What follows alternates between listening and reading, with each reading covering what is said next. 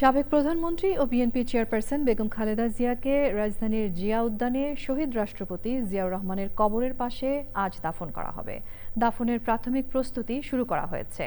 এর আগে বাদ জোহর মানিক মিয়া এভিনিউতে বেগম খালেদা জিয়ার জানাজা অনুষ্ঠিত হবে। বিস্তারিত তাফহিমুল ইসলামের রিপোর্টে। সাবেক প্রধানমন্ত্রী বেগম খালেদা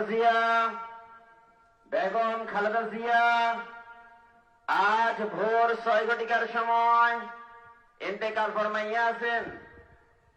ইন্না লিল্লাহি ওয়া ইন্না ইলাইহি রাজিউন। এই ঘোষণা আপোষহীন নেত্রীর বিদায়ের। যে নেত্রী কঠিন সময়েও আগলে রেখেছিল দেশের মানুষকে, নানা ষড়যন্ত্র যে নেত্রী মাথা নত করেনি স্বৈরাচার ও ফেসিবাদের কাছে। রাজধানীর এভারকেয়ার হাসপাতালে চিকিৎসাধীন অবস্থায় ইন্তেকাল করেন রাজনীতিতে আপোষহীন নেত্রী বেগম খালেদা জিয়া। এরপর দুপুরে বিএনপির স্থায়ী কমিটির বৈঠক ও উপদেষ্টা পরিষদের বিশেষ সভা শেষে জানানো হয় বুধবার বাদ জোহর জাতীয় সংসদের দক্ষিণ প্লাজা এবং মানিক মিয়া এভিনিউতে বেগম খালেদা জিয়ার জানাজা হবে। জানাজার জন্য জাতীয় সংসদের দক্ষিণ প্লাজা এলাকায় প্রস্তুতি নিচ্ছে সরকার। একই সাথে জানাজায় আসা মানুষদের নিরাপত্তার জন্য থাকছে সিসিটিভি ক্যামেরা সহ নানা সরঞ্জাম। জানাজা শেষে জিয়া উদ্যানে শহীদ রাষ্ট্রপতি জিয়াউর রহমানের কবরের পাশে সমাহিত করা হবে বেগম খালেদা জিয়াকে।